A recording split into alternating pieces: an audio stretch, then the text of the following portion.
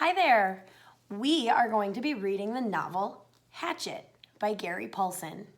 So this video, we are going to listen to chapter 1. Please follow along in your books as I read. Chapter 1.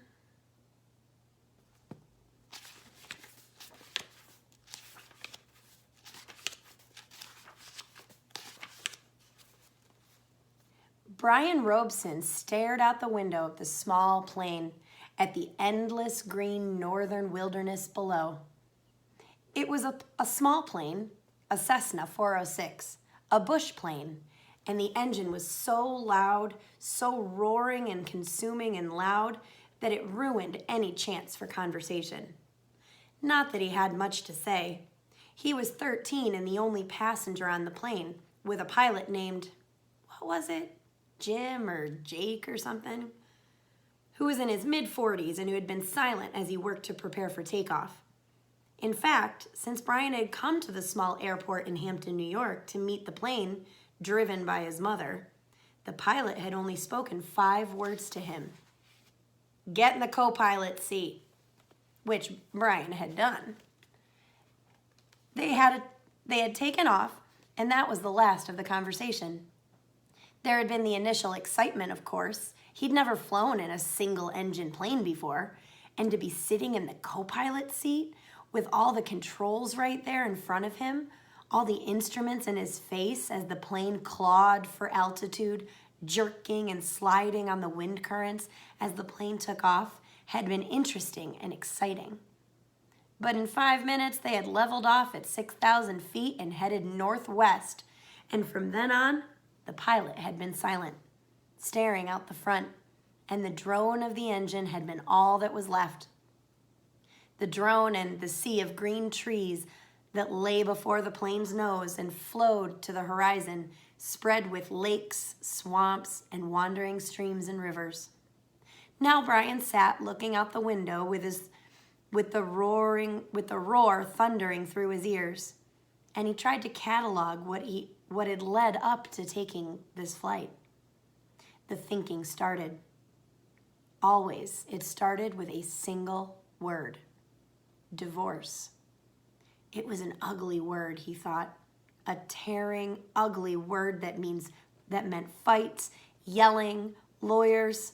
God, he thought, how he hated lawyers who sat with their comfortable smiles and tried to explain to him in legal terms how all that he lived in was coming apart, and the breaking and shattering of all the solid things, his home, his life, all the solid things. Divorce, a breaking word, an ugly breaking word. Divorce. Secrets. No, not secrets so much as just the secret. What he knew and had not told anybody. What he knew about his mother that had caused the divorce. What he knew.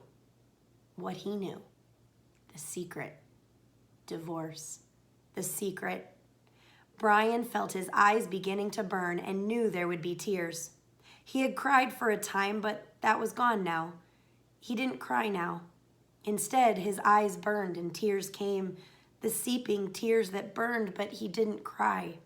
He wiped his eyes with a finger and looked at the pilot out the corner of his eye to make sure he hadn't noticed the burning tears. The pilot sat large, his hands lightly on the wheel, feet under the rudder pedals. He seemed more a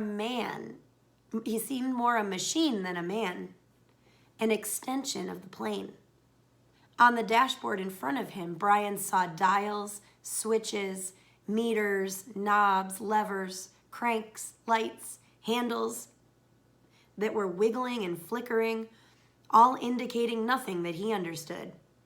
And the pilot seemed the same way, part of the plane, not human. When he saw Brian look at him, the pilot seemed to open up a bit and smiled. Ever fly in the co-pilot seat before? He leaned over and lifted his headset right off his ear and put it on his temple, yelling to overcome the sound of the engine. Brian shook his head. He'd never been in any kind of plane, never seen the cockpit of a plane except in films or on television. It was loud and confusing. First time. It's not as complicated as it looks. Good plane like this almost flies itself. The pilot shrugged. Makes my job easy. He took Brian's left arm. Here, put your hand on the controls, your feet on the rudder pedals, and I'll show you what I mean. Brian shook his head. I better not. Sure, try it. Brian reached out and took the wheel in a grip so tight his knuckles were white. He pushed his feet down on the pedals. The plane slewed suddenly to the right. Not so hard. Take her light, take her light. Brian eased off, relaxing his grip. The burning in his eyes was forgotten momentarily as the vibration of the plane came through the wheel and the pedals. It seemed almost alive. See? The pilot let go of his wheel, raised his hands in the air, and took his feet off the pedals to show Brian he actually was flying the plane all alone. Simple. Now turn the wheel a little bit to the right and push the right rudder pedal a small amount. Brian turned the wheel slightly and the plane immediately banked to the right. And when he pressed on the right rudder pedal, the nose slid across the horizon to the right. He lifted off on the pressure and straightened the wheel and the plane righted itself. Now you can turn. Bring her back to the left a little. Brian turned the wheel to the left, pushed on the left pedal, and the plane came back around. It's easy, he smiled. At least this part. The pilot nodded. All of flying is easy, just takes learning, like everything else. Like everything else. He took the controls back, then reached up and rubbed his left shoulder. Aches and pains. Must be getting old. Brian let go of the controls and moved his feet away from the pedals as the pilot put his hands on the wheel. Thank you. But the pilot had already put his headset back on, and the gratitude was lost in the engine noise, and things went back to Brian looking out the window at the ocean of trees and lakes. The burning eyes did not come back, but memories did, came flooding in. The words, always the words. Divorce, the secret, fights, split, the big split. Brian's father did not understand as Brian did, knew only that Brian's mother wanted to break the marriage apart. The split had come, and then the divorce, all so fast. And the court had left him with his mother except for the summers and what the judge called visitation rights. So formal. Brian hated judges as he hated lawyers. Judges that leaned over the bench and asked Brian if he understood where he was to live and why. Judges who did not know what had really happened. Judges with the caring look that meant nothing as lawyers said legal phrases that meant nothing. In the summer, Brian would live with his father. In the school year, with his mother. That's what the judge said after looking at papers on his desk and listening to the lawyers talk. Talk. Words. Now the plane lurched slightly to the right, and Brian looked at the pilot. He was rubbing his shoulder again, and there was the sudden smell of body gas in the plane. Brian turned back to avoid embarrassing the pilot, who was obviously in some discomfort. Must have been stomach troubles. So this summer, the first summer when he was allowed to have visitation rights with his father, with the divorce only 1 month old, Brian was heading north. His father was a mechanical engineer who had designed or invented a new drill bit for oil drilling, a self-cleaning, self-sharpening bit. He was working in the oil fields of Canada, up on the tree line where the tundra started and the forest ended. Brian was riding up from New York with some drilling equipment. It was lashed down in the rear of the plane next to the fabric bag the pilot had called a survival pack, which had emergency supplies in case they had to make an emergency landing, that had been specially made in the city. Riding in a bush plane with the pilot named Jim or Jake or something, who had turned out to be an all right guy, letting him fly and all. Except for the smell. Now there was a constant odor. And Brian took another look at the pilot. Found him rubbing his shoulder and down the arm now. The left arm, letting go more gas and wincing. Probably something he ate, Brian thought. His mother had driven him from the city to meet the plane at Hampton, where it came and picked up the drilling equipment. A drive in silence, a long drive in silence. 2.5 hours of sitting in the car, staring out the window just as he was staring out the window of the plane.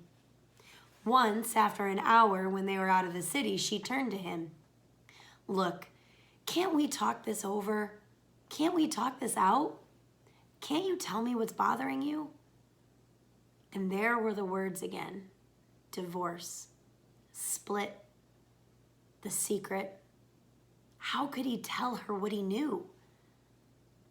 So he had remained silent, shook his head, and continued to stare unseeingly at the countryside as his mother had gone back to driving, only to speak to him one more time when they were close to Hampton. She reached over on the back of the seat, brought up a paper sack. "I got something for you, for your trip." Brian took the sack and opened the top. Inside there was a hatchet, the kind with a steel handle and a rubber hand grip. The head was in a stout leather case that had a brass riveted belt loop. So friends, a hatchet is what this is. It's like a small axe. So it's a mini axe that has a handle. That's a hatchet. That's what his mom just gave him. "It goes on your belt." His mother spoke now without looking at him. There was some farm trucks on the road now, and she had to weave through them and watch traffic. The man at the store said you could use it. You know, in the woods with your father. Dad, he thought. Not my father. My dad. Thanks, it's really nice. But the words sounded hollow, even to Brian. "Try it on, see how it looks on your belt." And he would normally have said no, would normally have said that it looked too hokey to have a hatchet on your belt. Those were normal things he would say. But her voice was thin and had a sound like something thin that would break if you touched it. And he felt bad for not speaking to her. Knowing what he knew, even with the anger, the hot, white hate of his anger at her, he still felt bad for not speaking to her. And so, to humor her, he loosened his belt and pulled the right side out and put the hatchet on and rethreaded the belt. "Scooch around so I can see you." He moved around in the seat, feeling only slightly ridiculous. She nodded, "Just like a scout. My little scout." And there was the tenderness in her voice that she had when he was small. The tenderness that she had when he was small and sick with a cold. And she put her hands on his forehead, and the burning came into his eyes again, and he had to turn away from her and looked out the window, forgotten the hatchet on his belt, and so arrived at the plane with the hatchet still on his belt. Because it was a bush flight from a small airport, there had been no security, and the plane had been waiting, with the engine running when he arrived, and he had grabbed his suitcase and pack bag and run for the plane without stopping to remove the hatchet. So it was still on his belt. At first he had been embarrassed, but the pilot had said nothing about it, and Brian forgot it as they took off and began flying. More smell now. Bad. Brian turned again to glance at the pilot, who had both hands on his stomach and was grimacing in pain, reaching for the left shoulder again. And as Brian watched, "Don't know, kid." The pilot's words were a hiss, barely audible. "Bad aches here. Bad aches." thought it was something I ate, but... He stopped as a fresh spasm of pain hit him. Even Brian could see how bad it was. The pain drove the pilot back into his seat and then back down again. I've never had anything like this. The pilot reached for the switch on his mic cord, his hand coming up in a small arc from his stomach, and he flipped the switch and he said, "This is Flight 46. And now a jolt took him like a hammer blow. So forcefully he seemed to crush back into the seat, and Brian reached for him, could not understand at first what it was, could not know. And then he knew. Brian knew. The pilot's mouth went rigid. He swore and jerked a short series of slams into the seat. Holding his shoulder now, swore and hissed, "Chest! Oh God, my chest is coming apart!" Brian knew now. The pilot was having a heart attack. Brian had been in the shopping mall with his mother when a man in front of Paisley's store had suffered a heart attack. He had gone down and screamed about his chest. An old man, much older than the pilot. Brian knew. The pilot was having a heart attack, and even as the knowledge came to Brian, he saw the pilot slam into the seat one more time. One more awful time.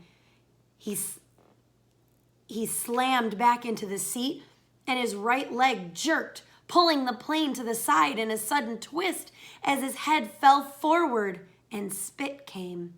Spit came from the corners of his mouth, and his legs contracted up and into the seat. His eyes rolled back in his head until there was only white for his eyes. And the smell became worse, filled the cockpit, and all of it so fast, so incredibly fast that Brian's mind could not take it in at first, could only see it in stages. The pilot had been talking just a moment ago, complaining of the pain. He had just been talking. And then the jolts came. The jolts that took the pilot back had come, and now Brian sat, and there was a strange feeling of silence in the thrumming roar of the engine. A strange feeling of silence and being alone. Brian was stopped. He was stopped. Inside, he was stopped. He could not think past what he saw, what he felt. All was stopped. The very core of him, the very center of Brian Robeson, was stopped and stricken with a white flash of horror and terror so intense that his breathing, his thinking, and nearly his heart had stopped. Stopped. Seconds passed, seconds that became all of his life, and he began to know what he was seeing, began to understand what he saw. And that was worse, so much worse that he wanted to make his mind freeze again. He was sitting in a bush plane roaring 7,000 feet above the northern wilderness with a pilot who had just suffered a massive heart attack and who was either dead or in something close to a coma. He was alone. In the roaring plane with no pilot, he was alone. Alone. Whew. Stressful. Okay. Whew. Whole lot happened in that first chapter. This is where I'm going to stop the first video. Stay tuned for chapter 2 of Hatchet.